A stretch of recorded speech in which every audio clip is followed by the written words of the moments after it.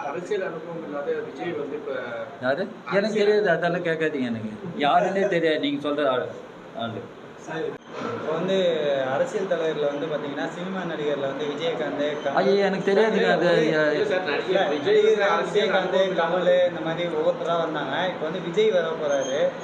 எம்ஜிஆர் எப்படி இருந்தாரோ அதே மாதிரி நானும் வந்து எனக்கு தெரியாதுங்க அது. ஆனால் உத்தரப்பிரதேசத்தின் நிலைமை என்ன? இன்றைக்கு சட்டம் ஒழுங்கு எங்கே இருக்கிறது? பெண்கள் மீதான வன்கொடுமைகள் அதிகரிக்கின்றன.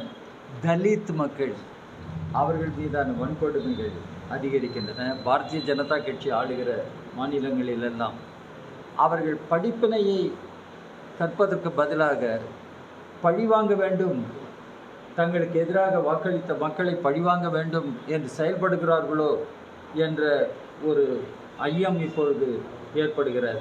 எனவே தான் இன்றைக்கு மக்கள் விழிப்போடு இருக்க வேண்டும்.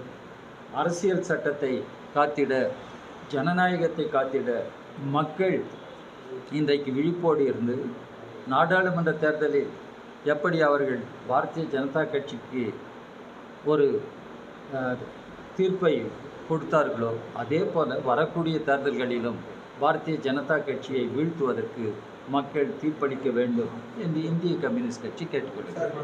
தமிழ்நாட்டு ஆளுநர் திரு ரவி அவர்கள் என்ன பேசுகிறார் என்பதை அவரே புரிந்து கொண்டு பேசுகிறாரா என்பதே ஒரு கேள்வி.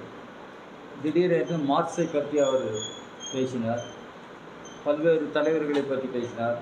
அவருடைய கொள்கைகள் எல்லாம் நாட்டை நாசமாக்கி விட்டன என்று. எனவே திரு ரவி அவர்கள் ஒரு ஆளுநர். இந்த ஆளுநர் அரசியல் சட்ட நெறிகளுக்கு உட்பட்டு குடியரசுத் தலைவரின் ஆணைக்கு உட்பட்டு செயல்பட வேண்டும். இன்றைக்கு ஆளுநர் பதவியே தேவைதானா என்ற கேள்வி வந்திருக்கிறார். இந்திய கம்யூனிஸ்ட் கட்சி இன்றைய ஜனநாயக கட்டமைப்பில் ஆளுநர் பதவியே தேவையில்லை என்று தன்னுடைய கருத்தை முன்வைத்திருக்கிறார். ஆளுநர் பதவி அகற்றப்பட வேண்டும் என்று. இந்த ஆளுநர்கள் அவர்கள் என்ன பொறுப்பு? ஆளுநர்கள் தேர்ந்தெடுக்கப்பட்ட மாநில சட்டமன்றம் இருக்கிறது, தேர்ந்தெடுக்கப்பட்ட மாநில அரசு இருக்கிறது, முதலமைச்சர் இருக்கிறார்கள். அவர்கள் நிறைவேற்றுகிற சட்டங்களுக்கு ஒப்புதல் தராமல் அதை கிடப்பில் போடுவது எந்த விதத்தில் நியாயமானது? அது மட்டுமல்லாமல் திரு ரவி அவர்கள் பல்வேறு சர்ச்சைக்குரிய கருத்துக்களை முன்வைக்கிறார். இன்னும் சொல்லப்போனால் ஆர்எஸ்எஸ் கொள்கையை சார்ந்து கூட அவர் கருத்துக்களை சொல்கிறார்.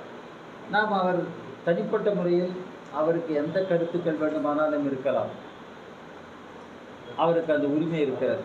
ஆனால் ஒரு ஆளுநராக இருந்து கொண்டு அவர் இப்படிப்பட்ட கருத்துக்களை முன்வைப்பது கூடாது.